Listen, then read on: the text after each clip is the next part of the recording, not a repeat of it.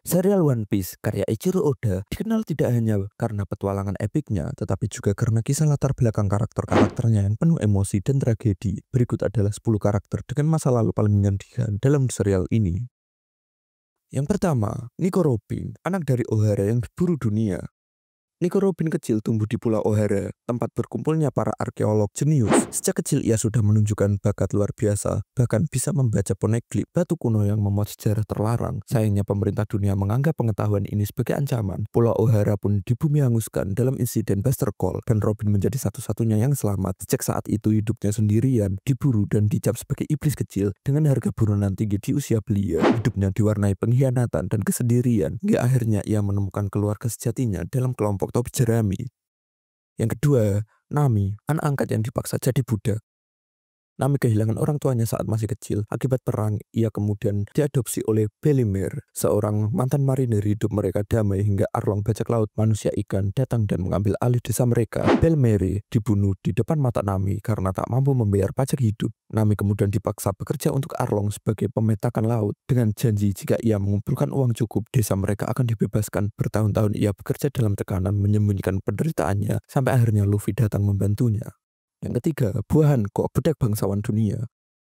Hancock yang dikenal sebagai kaisar bajak laut wanita dan ratu Amazon Lily dulunya adalah budak Tenryubito bersama dua saudara perempuannya. Mereka dijual dan disiksa, bahkan dipaksa memakan buah iblis sebagai hiburan bagi para bangsawan. Pengalaman ini menciptakan luka psikologis yang dalam dan menjadi alasan kenapa Hancock begitu membenci pria dan dunia luar. Ia menyembunyikan masa lalunya dengan rasa malu meski kini memiliki kekuatan dan kedudukan tinggi.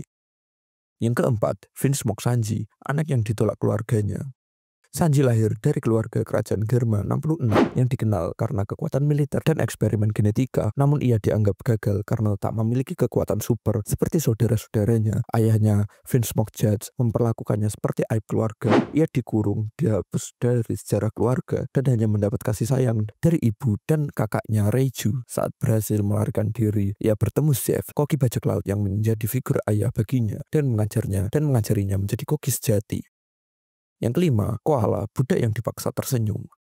Koala kini anggota revolusioner, dulunya adalah budak yang dijual kepada bangsawan dunia. Sebagai anak kecil, ia dipaksa tersenyum dan tidak boleh menunjukkan kesedihan atau rasa sakit dengan ancaman hukuman mati. Trauma ini begitu membekas sehingga meski telah dibebaskan oleh Phaser Tiger, ia masih terus tersenyum secara tidak sadar dan tidak bisa menangis selama 3 tahun. Perjalanan panjangnya menuju pemulihan membuatnya menjadi sosok yang tangguh. Yang keenam, Brook, kesendirian abadi di dunia kegelapan.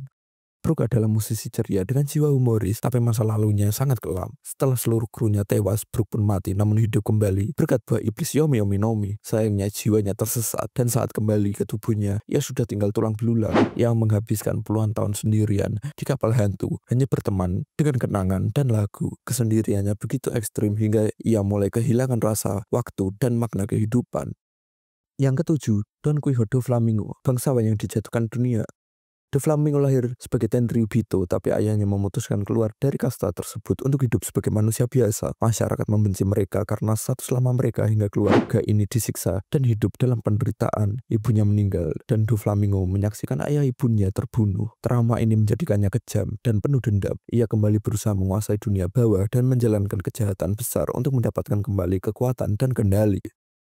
Kedelapan, Snorping, badu demi istri yang koma.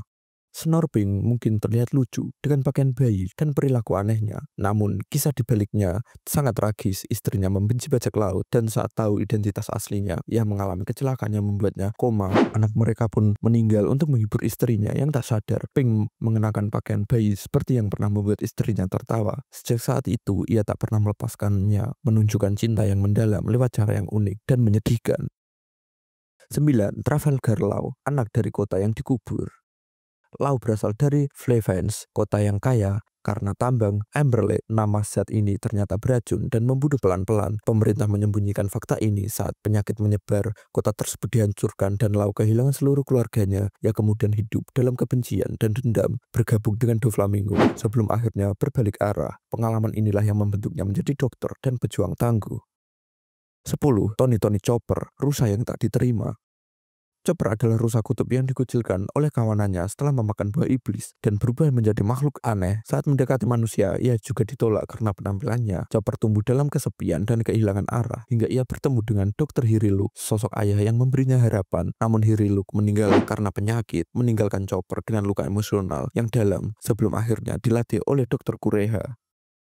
Sebenarnya ada satu lagi masa lalu dari karakter One Piece yang masa lalunya mengundang air mata. Dia adalah Bartolomeo Kuma dari pasukan revolusioner. Kuma yang dulunya ditakuti sebagai tiran, namun di balik julukan itu tersimpan kisah tragis penuh pengorbanan. Kuma kemudian bergabung dengan pasukan revolusioner bersama Monkey D. Dragon. Ia dikenal sebagai sosok pendiam, namun sangat setia pada perjuangan membebaskan dunia dari tirani pemerintah dunia. Namun segalanya berubah saat ia menjual dirinya kepada pemerintah dunia untuk menjadi bagian dari proyek pasifista. Disinilah tragisnya dimulai. Tubuh Kuma dimodifikasi oleh ilmuwan jenius Vegapunk, perlahan menghilangkan kemanusiaannya dan mengubahnya menjadi senjata hidup. Ironisnya, di akhir transformasi, Kuma tidak hanya kehilangan tubuh tetapi juga ingatan kesadarannya. Ia berubah menjadi budak pemerintah dunia, bahkan menjadi pelindung budak dan Ryubito di Merigose. Tindakan ini bukan tanpa alasan. Menurut Vegapunk, Kuma melakukan semua ini atas kehendaknya sendiri demi melindungi orang-orang yang ia cintai, termasuk teman lamanya di hari revolusioner dan anak angkatnya Jewelry Bony.